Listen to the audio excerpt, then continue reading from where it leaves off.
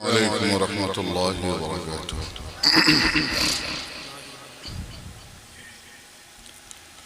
الحمد لله حق حمده،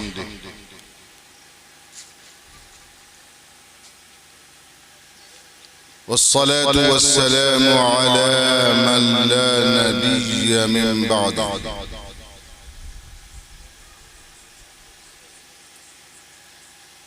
وعلى آله وأصحابه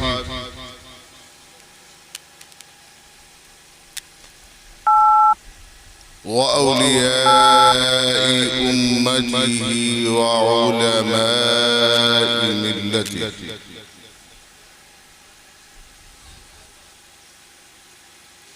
وبعد، فقد قال الله تبارك وتعالى في محكم كتابه: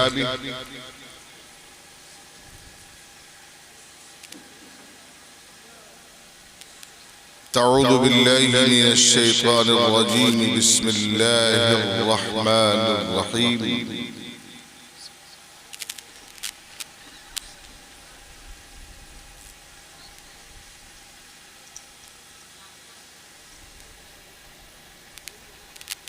يا أيها المدثر قم فأنذر. آمنت بالله، صدق الله العظيم. بآواز بلند ہدیہ درود. اللهم صل على سيدنا مولانا محمد صلى الله عليه وسلم. صلاة وسلاما عليك يا رسول الله صلى الله تعالى عليه وسلم.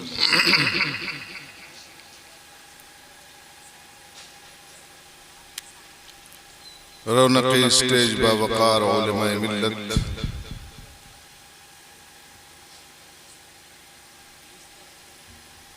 اور تشریف فرما عزیزان گرامی مرتبت، خواتین امت،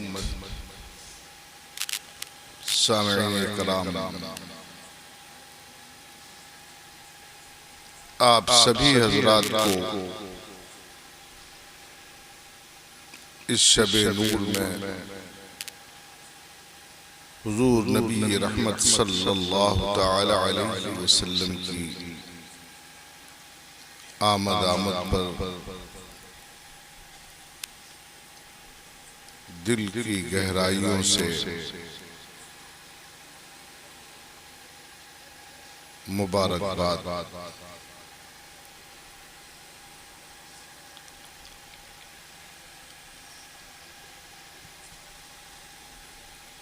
موضع نیار میں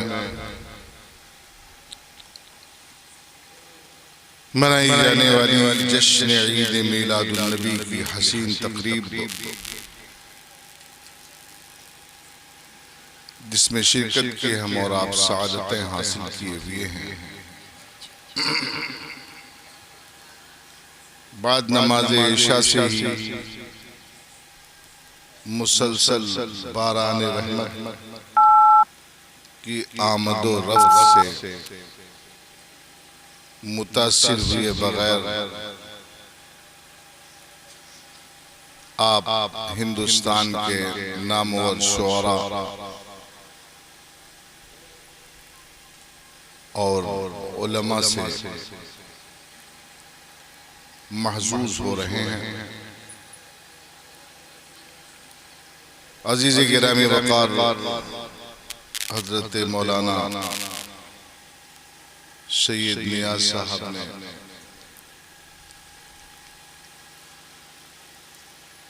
قاری خوش الحان، وائد خوش بیان حضرت علامہ مولانا قاری ذاکر حسین صاحب کے توسط سے آج کی شب کے لیے حکم فرمایا، اور بندے ناچیز آپ کے درمیان حاضر آ گیا.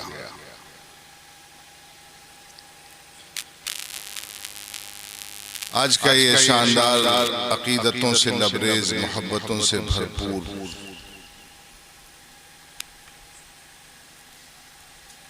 پروگرام حضرت علامہ مولانا حیدر علی صاحب قبلہ کی زیر سرپرستی اور حضرت علامہ مولانا صابر صاحب قبلہ کی زیر صدارت منایا جا رہا ہے۔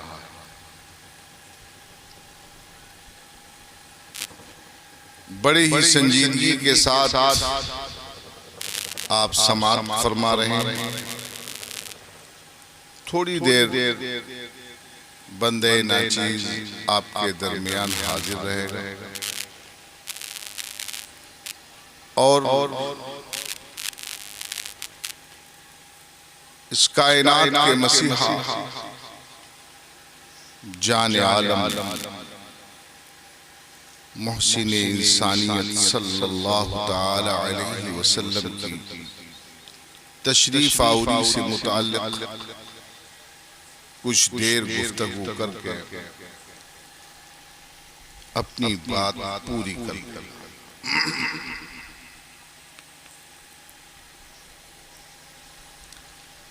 حضرات گرامی، رسول کائنات صلی اللہ تعالی علیہ وسلم کی ذات ستود و صفات جس کی مدح سرائی میں، جن کی تعریف و توصیف میں خود مقدس قرآن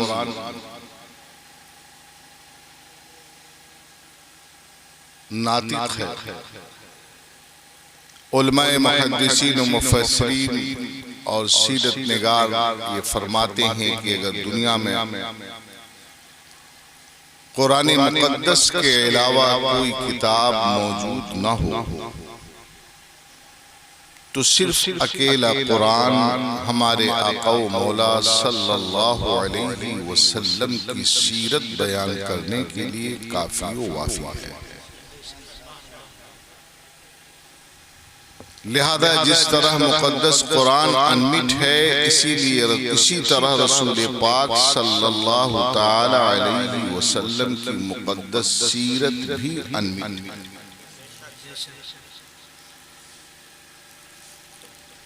حصار خواب و بیداری سے بالا ہے شعور کا،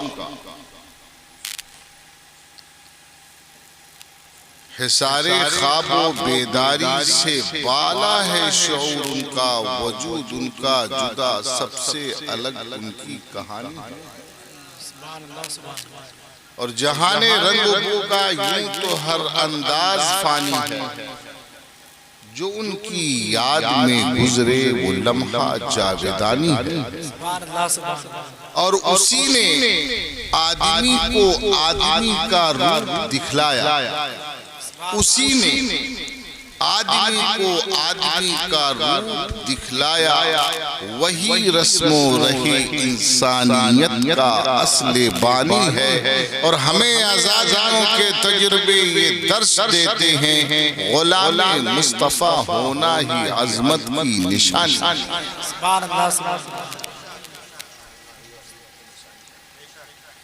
محترم حضرات، ہمارے آقا و مولا صلی اللہ تعالی علیہ وسلم کی آمد سے پہلے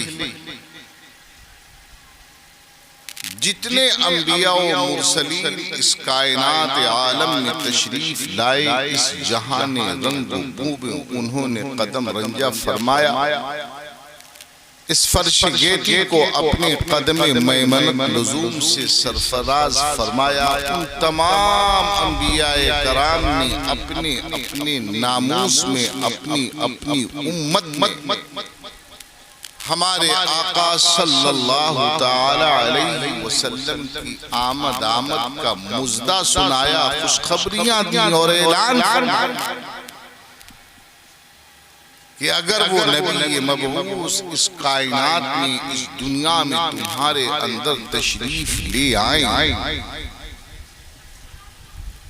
تو تمہارا مذہب، تمہارا دین، تمہارا دھرم یہی ہوگا کہ ان کی دعوت پر لبیک کہو اور ان کا دین اختیار کرو۔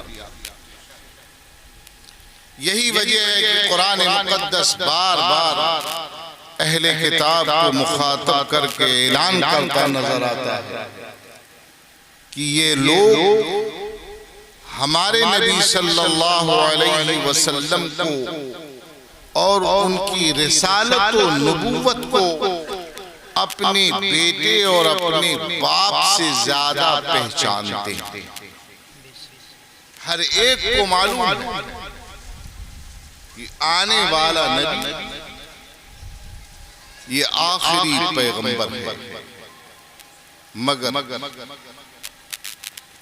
دنیا کی لالچ، خاندانی اور نسلی عصبیت و عنصریت، دنیا پرستی اور طلب المزاجی نے انہیں اپنی کتابوں کی تحریف و ترمیم کر لینے پر آمادہ کر لیا، لیکن انہوں نے ہمارے نبی کی رسالت و نبوت کو قبول نہیں کیا۔ اور آپ اس دنیا میں دیکھتے ہیں، صبح و شام دیکھتے ہیں کہ نہ جانے کتنے لوگ صداقت، سچائی، حقیقت کو جان لینے کے بعد بھی اس کے آگے جھکتے نظر نہیں آتے۔ ہمارے آقا و مولا صلی اللہ علیہ وسلم کی آمد سے پہلے نہ صرف یہ کہ آپ کی تشریف آوری کا مزدہ جانفزہ سنایا گیا تھا، نہ صرف یہ کہ آپ کی تشریف آوری کی خوشخبری دی گئی تھی، بلکہ اس کے مسلسل اہتمامات کیے گئے تھے، مسلسل انتظامات کیے گئے تھے۔ جب آپ اس دنیا میں تشریف لائے تو اس تشریف آوری کے وقت بھی اہتمام، جب آپ جلوہ بار ہو گئے تو اس وقت انتظام و اعلان، جب آپ نے عہد طفولت میں اپنی آنکھیں کھولی تب اس وقت انتظام، مسلسل اللہ رب ذوالجلال ہمارے نبی کی نبوت کا خاموش اعلان فرماتا۔ اعلان نبوت تو 40 سال کے بعد، مگر اللہ نے اپنے محبوب کی آمد کے اعلان میں کوئی کسر نہ چھوڑی۔ آئیے ذرا دیکھتے ہیں کہ نبی کریم رؤوف رحیم صلی اللہ تعالی علیہ وسلم جب اس خاکدان گیتی پر جلوہ افروز ہوئے، اس دنیا میں تشریف لائے تو آپ کی آمد کا انداز کیا تھا، آپ کی تشریف آوری کا ڈھنگ کیا تھا؟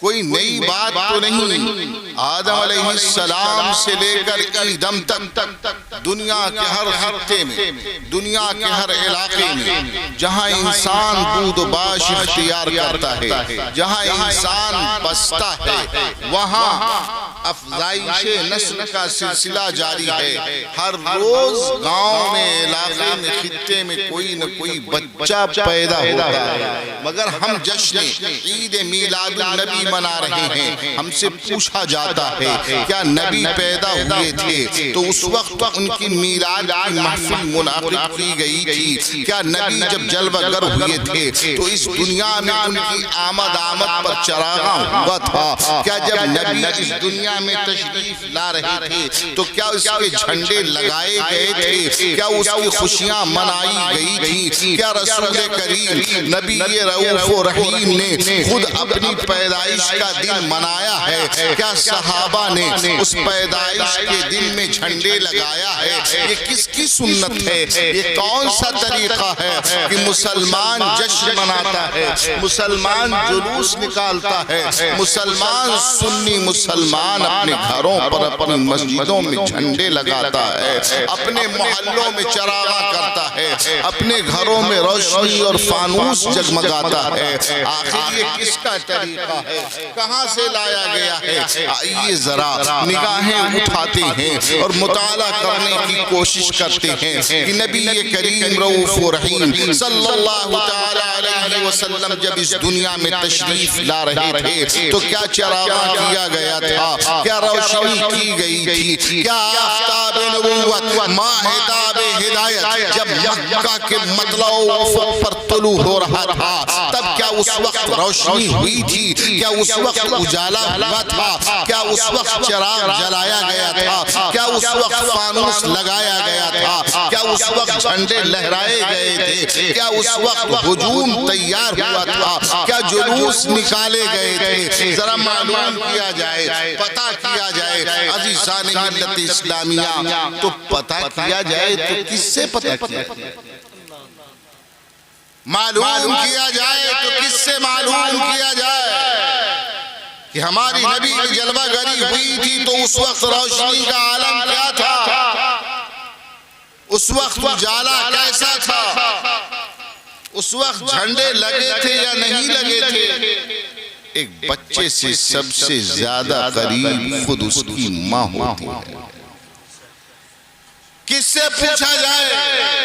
سیدہ آمینہ سے سوال کیا جائے، ذرا آپ بتا دیجئے کہ جب آپ کا شہزادہ ساری کائنات کا تاجدار، رسولوں کا امام، نوروں کا نور اس دنیا میں سرور بخش رہا تھا تو اس وقت ان کی آمد کی کیفیت کیا ہو رہی تھی؟ ایک طرف تو بھور کے وقت میں اس دنیا کا سورج آسمان پر طلوع ہونا چاہ رہا تھا، مطلع پر نگاہیں لوگوں کی اٹھ رہی تھی۔ آپ نے زندگی کے بہت سے سالوں میں، بہت سے شب و روز میں رات کی تاریکی بھی دیکھی تھی، دن کا اجالا بھی دیکھا تھا، سورج کو طلوع ہوتے بھی دیکھا تھا، مگر جب یہ نبیوں کا امام طلوع ہو رہا تھا تو کیا اس وقت روشنی کی گئی تھی، کیا اس وقت جھنڈے لگائے گئے تھے؟ آپ جواب دیجئے۔ سیدہ آمینہ فرماتی ہیں، حضرت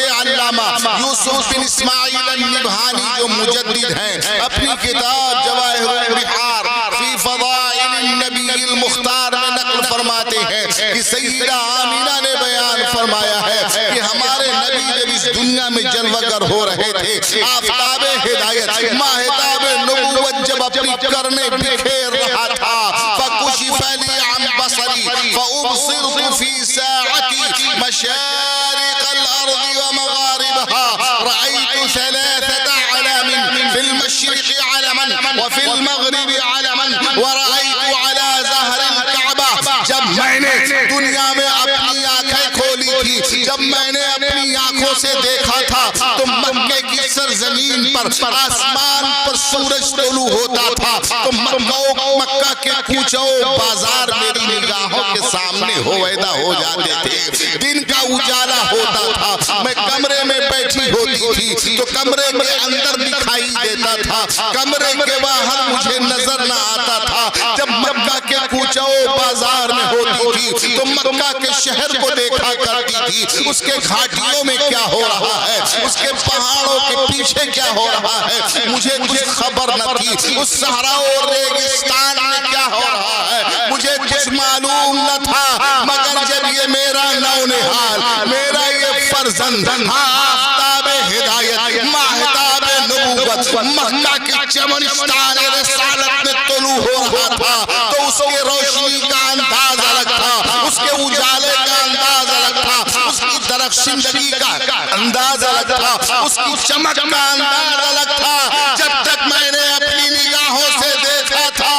دیوار کے پہلے ہی دیکھا کرتی تھی، مگر یہ جب پیدا ہوئے فَكُشِفَ عَنْ بَصَرِي تو میری نگاہوں سے پردے اٹھا دیے گئے تو میں نے پورب سے پچھم تک دیکھ لیا۔ نعرہ تکبیر، نعرہ رسالت، جشن عید میلاد النبی، سرکار کی آمد، نعرہ تکبیر۔ آپ ذرا غور کیجئے میری بات پر، توجہ دیجئے، سمجھ میں آ رہی ہے کہ انسان جب دیکھتا ہے اپنی نگاہ سے تو اتنی دور تک اور اتنی حد تک دیکھتا ہے جہاں تک اس کی نگاہوں کے سامنے کوئی رکاوٹ نہ ہو۔ کیا آپ لوگ اس پردے کے پیچھے اور اس گھر کے پیچھے دیکھ رہے ہیں؟ نہیں دیکھ رہے ہیں، لیکن اگر یہ دیوار ہٹا دی جائے تو اس کے پیچھے تک آپ کو دکھائی دینے لگے گا، اس پردے کے پیچھے آپ کو نظر آنے لگے گا۔ حضرت آمینہ فرماتی ہیں کہ جب میرے نبی ہمارے آقا و مولا صلی اللہ علیہ وسلم جلوہ گر ہوئے تو میری نگاہوں سے پردے اٹھا دیے گئے، ایسی روشنی ہوئی، ایسا اجالا ہوا کہ میں نے پورب سے پچھم تک دیکھ لیا۔ علماء کی توجہ چاہتا ہوں،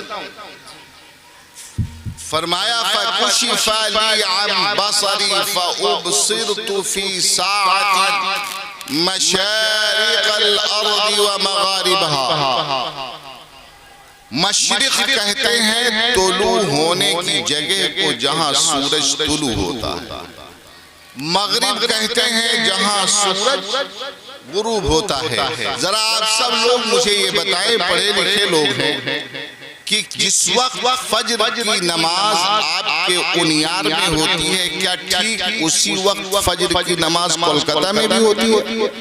نہیں، پہلے ہوتی ہے، اس لیے کہ آپ کا مطلع، آپ کا مشرق اور ہے، کلکتہ والوں کا مشرق اور ہے، آپ کا افق اور ہے، ان کا افق اور ہے۔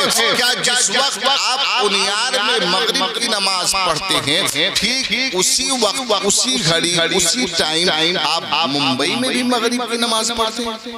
بولیے، آپ بولیے، نہیں پڑھتے۔ تو اس کا مطلب صاف ہوا کہ صرف ہندوستان میں انسانوں کے لیے الگ الگ مشرق ہے، الگ الگ مغرب ہے۔ ہندوستان میں الگ مغرب ہے، سعودیہ حجاز میں الگ مغرب ہے، امریکہ میں الگ ٹائم مغرب ہے، اور کولکتہ میں الگ وقت میں مغرب ہے، ڈھاکہ میں الگ وقت میں مغرب ہے۔ الگ الگ جگہ، الگ الگ آدمی کے لیے سورج طلوع ہوتا ہے، الگ الگ جگہ، الگ الگ آدمی اور الگ الگ آبادی کے لیے الگ الگ سورج غروب ہوتا ہے۔ حضرت آمینہ نے فرمایا جب میں اپنی آنکھ کھولتی تھی صبح کا سفیدہ نمودار ہوتا تھا، تب میں سورج کو دیکھتی تھی تو مکہ کے افق پر دیکھتی تھی، جب سورج کو ڈوبتا ہوا دیکھتی تھی تو ہاں پچھم میں یا جس خطے میں سورج ڈوبتا ہے صرف مکہ کے مغرب کو دیکھا کرتی تھی۔ مگر یہ نبی جب جلوہ گر ہوا، کائنات عالم کا چمکتا نور جب جلوہ گر ہوا تھا،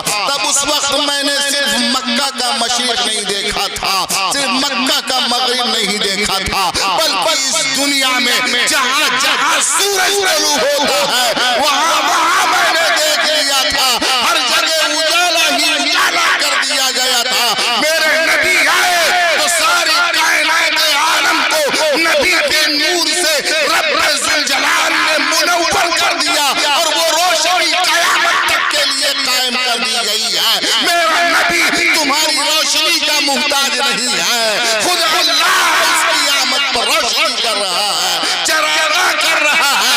یہ نبی کی سنت نہیں ہے، یہ صحابہ کی سنت نہیں ہے، چراغاں کرنا اللہ کی سنت،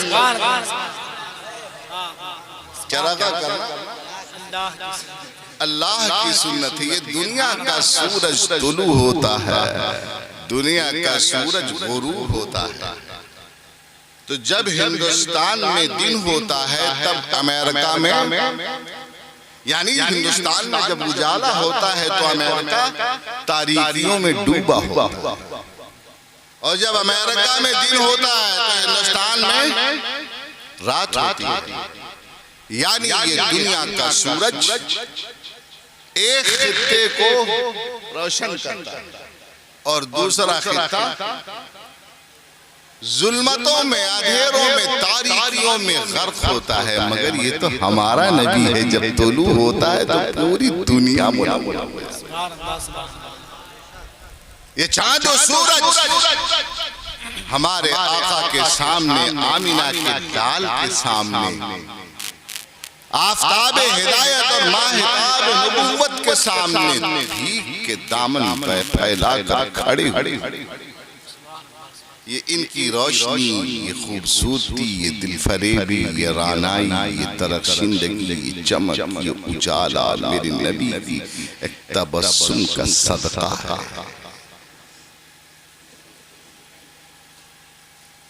اچھا آپ یہ بتائیں مجھے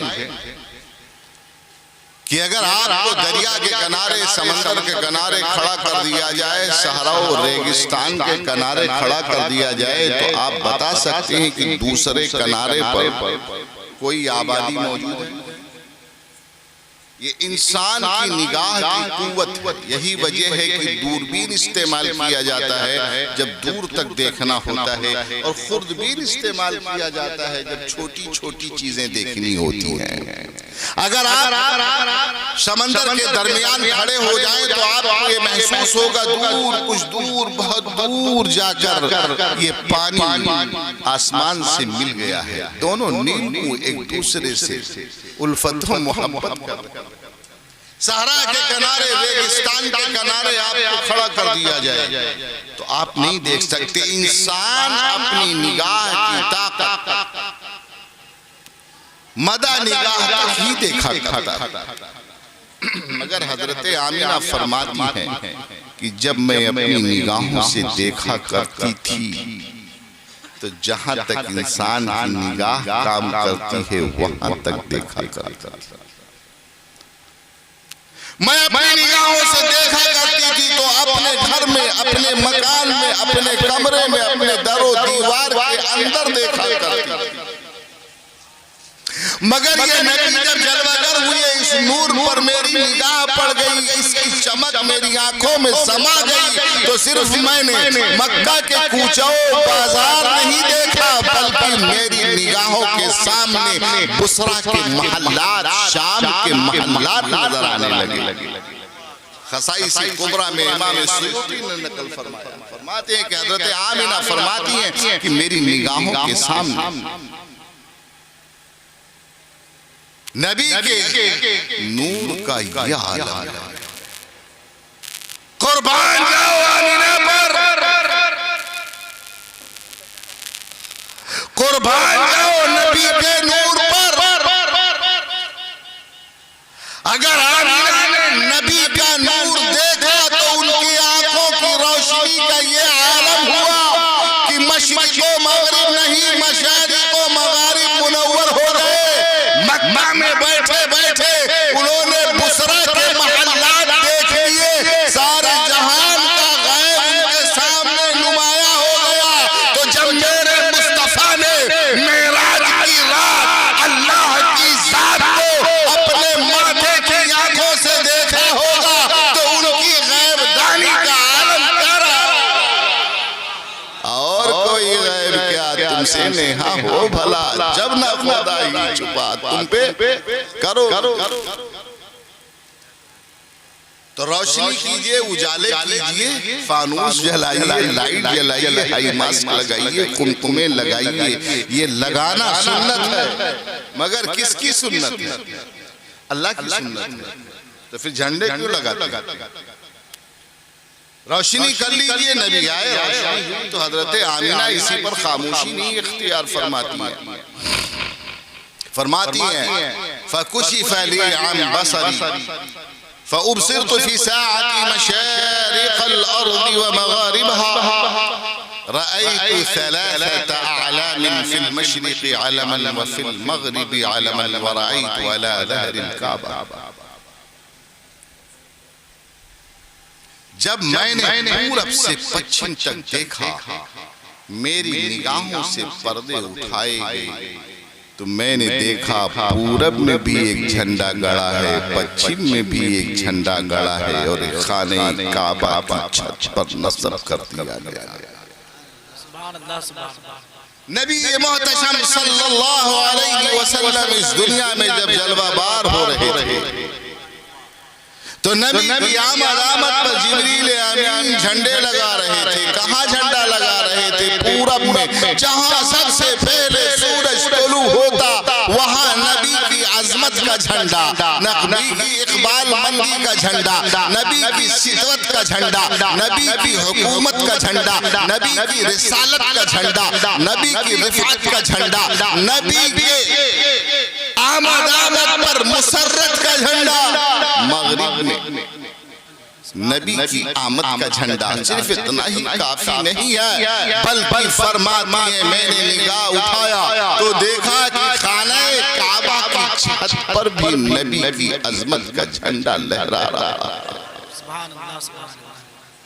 بریلی کے تاجدار امام اہل سنت مجدد دین و ملت امام احمد رضا خان کی عقیدت چیخ رہی ہے، پکار رہی ہے، اے آمینہ، اے حویہ، آپ نے پورب میں دیکھا تھا آپ کو جھنڈا نظر آیا تھا، آپ نے پچھم میں دیکھا آپ کو جھنڈا نظر آیا، آپ نے خانہ کعبہ کی چھت پر دیکھا آپ کو جھنڈا نظر آیا، اے کاش آپ نے ٹھیک کعبہ کے چھت کے اوپر بھی نگاہ دوڑایا ہوتا، اللہ کا عرش اعظم آپ کو نظر آتا، اس کے کنگرے نظر آتے، اور اس وقت آپ کو نبی کی عظمت کا جھنڈا، نبی کی شوکت کا جھنڈا عرش اعظم کے کنگروں پر لہراتا نظر آتا۔ فرش والے تیری شوکت کا علو کیا جانے، اس روا عرش پہ اڑتا ہے فریرہ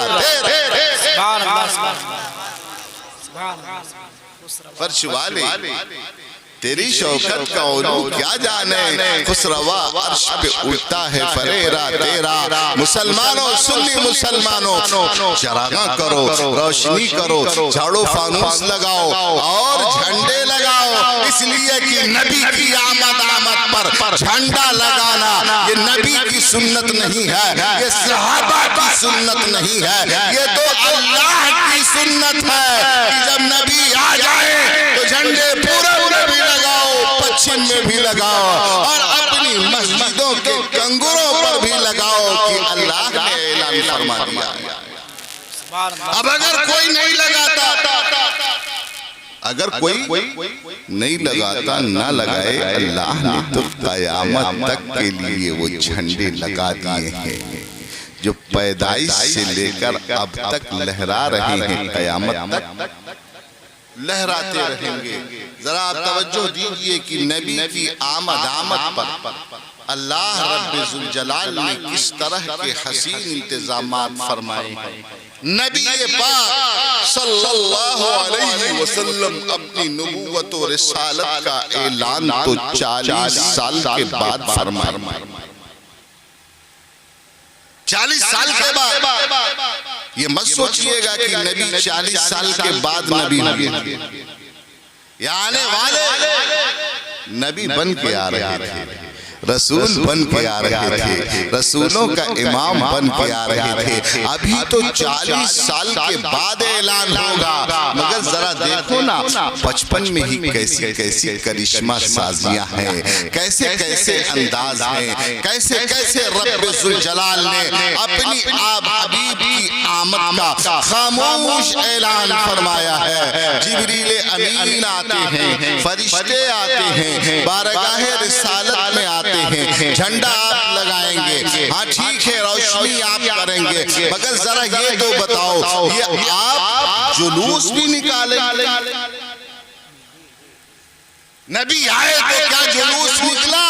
سیدہ آمنہ فرماتی ہے میں اپنے گھر میں موجود تھی، جان المخاض درد ذہن ہوا، لیبر پین، ساری دنیا کی عورتوں کا درد اور ہے، میرے آقا و مولا صلی اللہ علیہ وسلم کی والدہ ماجدہ کا درد اور ہے۔ سیدہ آمنہ فرماتا ہے جیسے مجھے احساس ہوا میں نے دیکھا میرے گھر کی چھت کھل گئی۔ ذرا کہو نا سبحان اللہ۔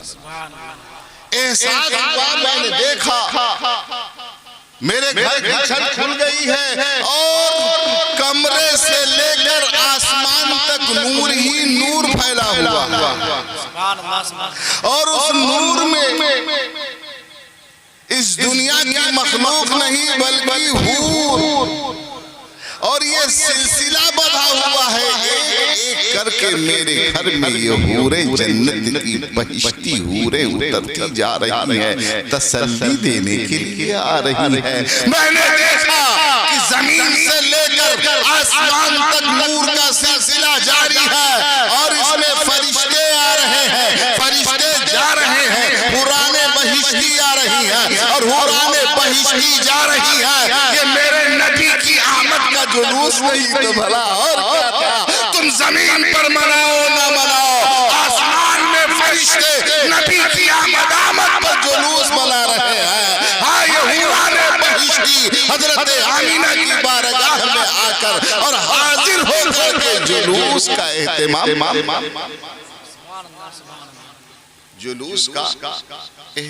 کر رہی ہیں۔ سلسلہ چلتا جائے اور میں آگے بڑھتا جاؤں۔ اعلان نبوت تو 40 سال کے بعد ہوگا، مگر فرماتی ہیں کہ یہ ہمارے حبیب صلی اللہ علیہ وسلم جب دنیا میں تشریف لائے تو ان کی آمد کا انداز الگ تھا۔ سارے بچے پیدا ہوتے ہیں تو ننگے پیدا ہوتے ہیں، کوئی لباس کے ساتھ نہیں آتا، ماں نگاہ ڈالتی ہے، دایا اور قابلہ دیکھتی ہے تو وہ بے پرد ہوتا ہے۔ میرے نبی جلوہ گر ہوئے تو سیدہ آمینہ فرماتی ہیں میں نے دیکھا کہ جنتی لباس میں ملبوس آقا صلی اللہ تعالی علیہ وسلم عام بچوں کی طرح، خاص بچوں کی طرح نہیں بلکہ انوکھے انداز سے جلوہ گر ہوئے تھے۔ نبی آئے تو اس انداز سے زمین پر تشریف لائے کہ گھٹنوں کے بل پہ سجدہ ریز ہوئے جا رہے ہیں۔ دنیا میں تمام بچے جنم لیتے ہیں تو ان کی پیدائش سے پہلے ان کی خوراک ان کی ماں کا خون ہوتا ہے۔ یہ ناف جسے آپ نابھی کہتے ہیں، کارڈ کہا جاتا ہے اسے، یہ ماں کے پیٹ میں جڑا ہوتا ہے اور اسی سے ساری خوراک اسے ملتی رہتی ہے، ملتی رہتی ہے، ملتی رہتی ہے۔ مگر ہمارے نبی جب پیدا ہوئے تو دایا اور قابلہ کو کینچی لے کر، اسے چھری لے کر، بلیڈ لے کر کاٹنے کی ضرورت نہیں ہوئی، ناف اور نابھی کاٹنے کی ضرورت نہیں پڑی۔ میرے مصطفیٰ پیدا ہوئے تھے تو ناف بریدہ پیدا ہوئے تھے، آپ کا وہ کارڈ کٹا ہوا تھا، گویا کہ اعلان ہو رہا تھا ساری دنیا کے بچے اپنی ماں کا خون پی کر زندہ رہتے ہیں، مگر یہ نبی تو وہ ہے کہ اللہ کے کرم سے اس کے صدقے میں ساری دنیا زندہ رہتی ہے۔ سبحان اللہ، سبحان اللہ۔ اللہ کو منظور نہیں تھا ناف بریدہ تشریف لائے۔ ہمارے یہاں بڑے اہتمام سے مسلمانی ہوتی ہے، یہ کہتے ہیں کہ معاذ اللہ رب العالمین نبی ہماری طرح ہے، نبی ہماری طرح ہے، اور خود نبی کریم صلی اللہ علیہ وسلم فرماتے ہیں ایکم مثلی، تم میں کون میری طرح؟ اللہ کو اتنا بھی گوارا نہیں ہے کہ دودھ پیتا شیر خوار بچہ پہلے روز ہی جنم لے تو دنیا کی نگاہ اس کی ستر عورت پر پڑے، ناف سے لے کر گھٹنے تک ہر مرد کے اس کا ستر ہے، اس کی ستر پوشی لازمی ہے، ستر عورت ہے۔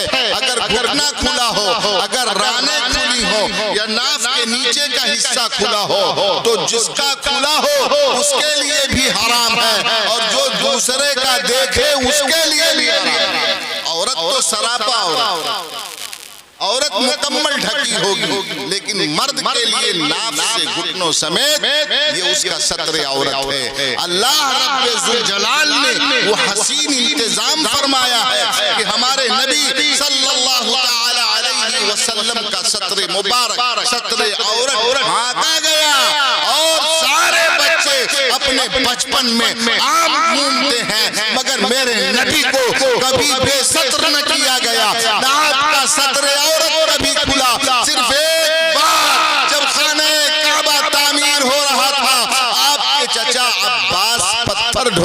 تھے اور خود نبی کریم رؤوف رحیم صلی اللہ علیہ وسلم بھی اپنے کاندھے پر پتھر اٹھائے جا رہے تھے۔ کیا تعمیر کر رہے تھے لوگ؟ ذرا بولیے نا۔ آج مسجد بن رہی ہے تو ہم سوچتے ہیں چند پیسہ دے کر عہدہ بڑھا۔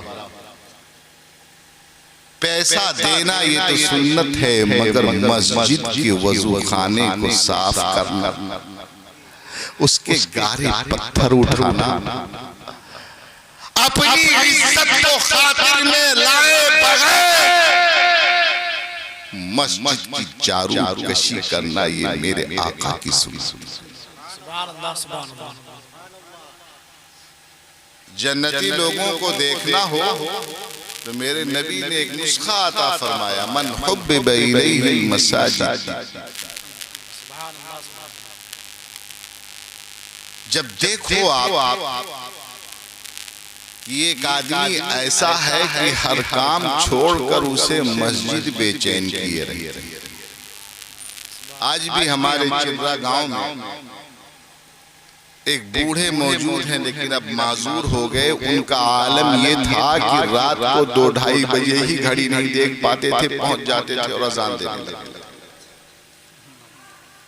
بے وقوف پاگل کمعقل نہیں تھے، ہوش حواس صحیح ہے، مگر ایسا بے چین ہے کہ کہیں فجر نہ ہو جائے، کہیں فجر نہ ہو جائے۔ امام علم و فن حضرت علامہ خواجہ مظفر حسین صاحب قبلہ رحمت اللہ تعالی علیہ موجود تھے مدرسے میں، فرمایا تھا جسے جنتی دیکھنا ہو جائے کہ اسے دیکھے، اس لیے کہ اسے اس کی مسجد بے چین رکھتی ہے۔ مسلمانوں، مسجدیں اچھی بنانا، دولت دینا، خوبصورت بنانا یہ تو اچھا کام ہے، لیکن پتھروں سے زیادہ اسے سجدوں سے سجانا ضروری کام ہے۔ مسجد کی رونق صرف اس کے منبر و محراب سے نہیں ہے، بلکہ مسجد کی رونق اس کی نمازیوں سے۔ جب آپ کی مسجدیں آپ کی جوانوں سے بھر جائیں، جب آپ کی مسجدیں آپ کے بچوں سے بھر جائیں، جب آپ کی مسجدیں آپ کے بوڑھوں سے بھر جائیں، ہر طبقہ مسلم جب آپ کو مسجد میں نظر آنے لگے، جس دن دیکھ لینا کہ ظہر اور فجر تمہیں جمعہ نظر آنے لگے، سمجھ جانا اس دنیا میں انقلاب اسلامی آ گیا ہے۔ اور جس دن دیکھ لینا کہ مسجدیں ویران ہو گئی ہیں، خدا قسم ہزاروں تنظیمیں بنا لی جائیں، ہزاروں تحریکیں بنا لی جائیں، کبھی مسلمان کامیاب نہیں ہوئی۔ میرے نبی آئے، رب حبلی امتی سجدے میں سر رکھ دیا ہے۔ میرے نبی آئے، کیسا حسین اہتمام ہے، بہترین انتظام ہے کہ نبی اپنے پنگھوڑے میں ہے، اپنی چارپائی پر تشریف فرما، اپنے جھولے میں ہے اور اشارہ کرتے ہیں آسمان میں یہ جھلملاتے ستارے، یہ ستاروں کا سرخیل و سرتاج، رات کو جو نظر آتا ہے 14ویں کا چاند، جس کی رانائی پر، جس کی خوبصورتی پر، جس کے جمال پر آپ رشک کرتے ہیں، وہ میرے نبی کے اشاروں پر قربان ہوا جا رہا تھا، موجود ہے، بیان ہو رہا ہے۔ میرے نبی جب اپنے پنگھوڑے میں ہوتے تھے، اپنے جھولے میں ہوتے تھے، ہاتھوں سے اشارہ کرتے تھے تو چاند ادھر حرکت کیا کرتا تھا۔ نبی کریم رؤوف رحیم صلی اللہ علیہ وسلم سے پوچھا گیا تو آپ نے ارشاد فرمایا، چاند مجھ سے بات کیا گیا۔ چاند مجھ سے بات کیا کرتا تھا۔ میرے نبی کی آمد کا یہ انداز تھا۔ آپ جلوہ گر ہوئے، آپ نے اس کائنات عالم کو منور فرمایا، آپ کی حکومت کا خاموش اعلان آپ کی تشریف آوری سے لے کر آپ کے بچپن تک کیا جا رہا ہے۔ حضرت حلیمہ آئی اور لے کر جانے لگی، آنے کا عالم یہ تھا کہ سب سے پیچھے آ رہی ہے۔ ہاں قبیلہ بنی سعد بن بکر میں سوکھے کا عالم تھا، ساری عورتیں مکہ آ گئی ہیں، بچوں بچوں کو لے لیا جائے، ان کے سہارے کچھ ملے گا جس سے ہم اپنی خوراک بنائیں گے، کھائیں گے، پیئیں گے، زندگی چلائیں گے۔ ساری عورتیں آ گئی ہیں اور حضرت حلیمہ بھی اپنے شوہر کے ساتھ آ گئی ہیں، مگر جب آپ سواری لے کر آ رہی تھی تو سب سے پیچھے پیچھے آ رہی تھی۔ آپ کی سواری ناتواں تھی، آپ کی سواری کمزور تھی، آپ کا جانور نہایت نحیف تھا، اس لیے پیچھے پیچھے آ رہی تھی۔ سب سے کہے جا رہی تھی میں قافلے سے دور ہو رہی ہوں، مجھے ساتھ لے لو، تنہا نہ پڑ جاؤں۔ طائف سے قریب اس سے آگے ہے جہاں حضرت حلیمہ سعدیہ کا گھر ہے، اور مکہ شریف سے طائف کافی دور ہے، وہاں سے وہ قافلہ چلا، یعنی ایک لمبی مدت درکار ہے، ہفتہ 10 دن 15 دن مہینہ لگ سکتا ہے۔ ساری عورتیں آ گئی، حضرت حلیمہ سب کے پیچھے پیچھے آ رہی ہیں، مگر ساری عورتوں نے سرور کائنات صلی اللہ علیہ وسلم کا مقدس گھر کھڑکھڑایا ہے، اس کی کنڈی کھڑکھڑائی ہے، اور سب نے منہ پھیر لیا ہے، اس لیے کہ وہ بچہ لینے نہیں آئی تھی، بچوں کے سہارا دولت لینے آئی تھی۔ جب انہوں نے پوچھا ان کے باپ کہاں ہے تو پتا چلا کہ میرے نبی صلی اللہ علیہ وسلم جب ماں کے شکم میں تھے، پیٹ میں تھے، تبھی ان کے بابا جان کا انتقال ہو چکا تھا۔ پوچھا یہ بچہ یتیم ہے، سب نے منہ پھیر لیا، اس در یتیم کی طرف کسی کی نگاہ نہ اٹھی، ساری عورتیں کی گودیں بھر گئی، دایاؤں نے اپنی گود سجا لی۔ ایک حلیمہ ہے جو مایوسیوں کا شکار ہے۔ عیب کی بات تھی، کوئی عورت، کوئی دایا اتنے بڑے شہر مکہ میں آئے اور کوئی نونہال، کوئی شیرخوار، کوئی بچہ نہ پائے، اس لیے حضرت حلیمہ نے اپنے شوہر سے مشورہ کیا خالی ہاتھ جائیں، خالی گود جائیں، اس سے بہتر ہے کیوں ہی نہ اس یتیم بچے کو ساتھ، کیوں نہ اس یتیم بچے کو ساتھ لے لیں۔ آپ کے شوہر نے فرمایا نہیں ٹھیک کہتی ہو، جاؤ اس یتیم کو ہی گود لے آؤ۔ حلیمہ نے شوق سے ہمارے نبی کو اپنی گود میں نہیں لیا تھا، میرے نبی تو مایوسیوں کی گود بھرنے آیا، مایوسوں کے دل پر مسکراہٹ لانے آئے تھے۔ وہ یتیم نہیں، درے یتیم تھے۔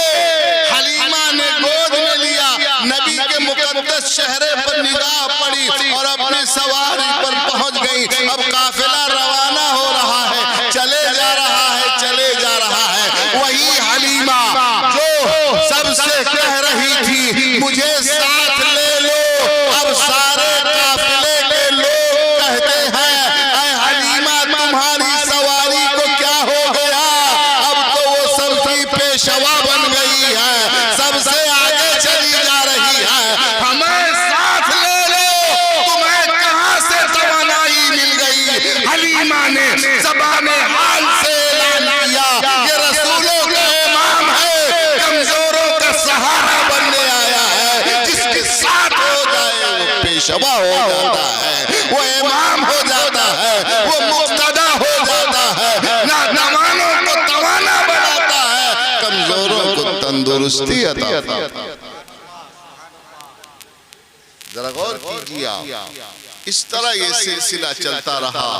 اللہ رب ذوالجلال نے اس نبی کی آمد کا خاموش اعلان فرمایا، ایک دو نہیں، اگر گفتگو کی جائے تو فجر کا وقت ہو جائے۔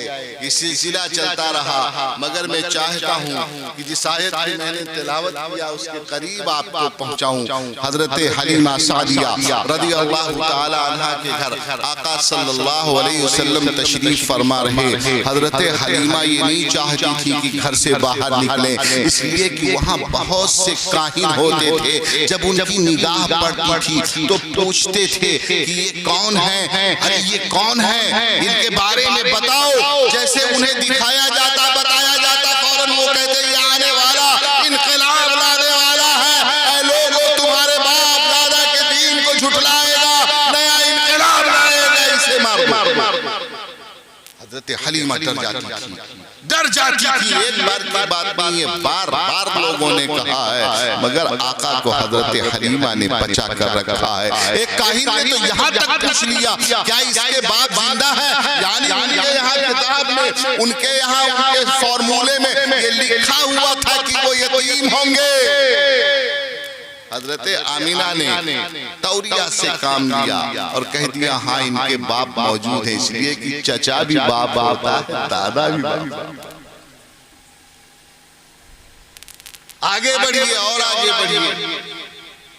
ایک وقت وہ آیا جب نبی کریم رؤوف رحیم صلی اللہ تعالی علیہ وسلم پر وحی کے نزول کا سلسلہ شروع ہو گیا۔ 40 سال کی عمر ہو گئی، ساری دنیا نے وہ اہتمامات دیکھ لیے۔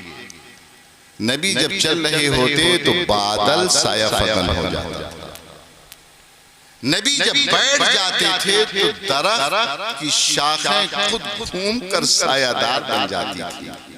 شام کے سفر پہ گئے، واپسی ہو رہی تھی، حضرت خدیجہ معمولی عورت نہیں تھی، معمولی عورت نہیں تھی، یہ مخزومی عورت، سیدہ عرب، جن کی فتح و پارسائی کی لوگ قسم کھاتے تھے، جن کی دولت کا شہرت تھا، بڑے بڑے رؤسا اور عمرہ نے پیغام دیا تھا، مگر حضرت خدیجہ نے سب کو مسترد کر دیا تھا۔ عرب کا طریقہ بھی یہی ہے کہ لڑکی کی طرف سے پیغام نہیں جاتا بلکہ لڑکے کی طرف سے خطبہ آتا، شادی کا پیغام آتا ہے، لڑکا خود پیغام بھیجتا ہے، مگر ہمارے نبی کی بارگاہ میں وہ سیدہ جس کے پاس سب پیغام لے کر جاتے تھے، ہمارے نبی کی بارگاہ میں پیغام بھیجنے والی ہے۔ انہوں نے دیکھا، اپنی چھت پہ چڑھ کے دیکھا، یہ نبی تشریف لا رہے ہیں، شام کی تجارت سے آ رہے ہیں، ان کا غلام نبی کریم رؤوف رحیم صلی اللہ علیہ وسلم کے ساتھ دیکھا، نگاہ دوڑائی، دھوپ کا وقت ہے، نبی کریم جیسے جیسے آگے بڑھ رہے ہیں، اس دھوپ میں خود بادل سایہ فگن ہو، بادل سایہ فگن ہو۔ عزیزان ملت اسلامیہ، آپ نبی کریم رؤوف الرحیم صلی اللہ تعالی علیہ وسلم کی مقدس زوجہ بننے کا شرف حاصل، اور میرے نبی نے جیسے اپنے وحی کی آمد کا اعلان فرمایا، نبوت کا تذکرہ کیا تو سب سے پہلے نبی کا گھر ایمان لایا۔ عجیب خوبی کی بات کہ سب سے پہلے نبی کریم صلی اللہ تعالی علیہ وسلم پر ایمان لانے والی حضرت خدیجہ، سب سے پہلے ایمان لانے والے حضرت علی ہیں، سب سے پہلے ایمان لانے والے آپ کے اپنے گھر میں رہنے والے منہ بولے بیٹے حضرت زید بن حارثہ ہیں۔ سارے گھر والے ایمان لائے، کوئی باہر کا نہیں، صرف ایک جو آپ کا یار غار ہے، جو آپ کا رفیق درب ہے، جو آپ کا عاشق و دیوانہ ہے، حضرت صدیق اکبر رضی اللہ تعالیٰ عنہ، وہ اکلوتے تھے جو گھر کے باہر سے ایمان لائے۔ مگر ایک وقت وہ آیا جب نبی نے اپنی نگاہ آسمان کی طرف اٹھائی تو دیکھا کہ زمین و آسمان کے بالکل بیچو بیچ میں وہ فرشتہ کرسی لگا کر بیٹھا ہوا ہے جسے میں نے غار حرا میں دیکھا تھا۔ آپ کے دل میں حرکت پیدا ہوئی، یہ تو پھر آ گیا ہے، یہ پھر مجھے پکڑے گا، پھر مجھے بھیجے گا، پھر مجھے دبائے گا۔ آپ تیزی سے اپنے گھر کی طرف بھاگتے ہوئے تشریف لے گئے اور اپنی زوجہ محترمہ محسنہ اسلام سیدہ خدیجہ سے فرمایا کہ مجھے اڑھاؤ، مجھے کپڑے ڈالو، مجھے تھر تھراہٹ محسوس ہوتی ہے۔ ابھی کپڑے ڈالے بھی نہ گئے تھے کہ جبریل امین آ پہنچے اور فرمایا یا ایھا المدثر قم فانذر، یا ایھا المدثر قم فانذر، اے کپڑے میں لپٹے ہوئے، کتنے پیار کی بات، اللہ نے کتنی پیار سے میرے نبی کو یاد کیا ہے۔ ذرا انداز کو دیکھو. آپ بلا تمثیل آپ سمجھے، لیکن سمجھنے کے لیے مثال دینی پڑتی ہے. آپ کے گاؤں میں کوئی گورے ہیں، آپ کے گاؤں میں کوئی لمبو ہے، آپ کے گاؤں میں کوئی چھوٹو ہے. یہ لمبو چھوٹو گورے جو نام پڑتا ہے کیوں پڑتا ہے؟ اس لیے کہ باپ یا ماں جب پیار کی نگاہ سے دیکھتے ہیں تو بیٹا بڑا حسین لگتا ہے، بہت گورا نظر آتا ہے. اے میرے گورے، اے میرے گورے، تو اس کا نام گورے، پیار سے گورے کہہ کر بلایا جاتا ہے. پیار دیکھتا ہے میرا بیٹا تیزی سے بڑھتا چلا جا رہا ہے، قد چھوٹا ہے لیکن عمر کے حساب سے نکلتا نظر آ رہا ہے، تو کہتے ہیں میرا بابو لمبو ہو گیا ہے، آجا آجا آجا. عزیزان ملت اسلامیہ، یہ دلال ہے، یہ پیار ہے، یہ محبت کا اظہار ہے. اللہ رب ذوالجلال بلا تمثیل میرے نبی کو یا ایھا النبی کہہ کر کے نہیں مخاطب کر رہا ہے، بلکہ فرما رہا ہے، محبت سے اظہار کر رہا ہے. یا ایھا المدثر، آپ کیوں کانپ رہے ہیں، تھر تھرا رہے ہیں کپڑوں میں لپٹے ہوئے؟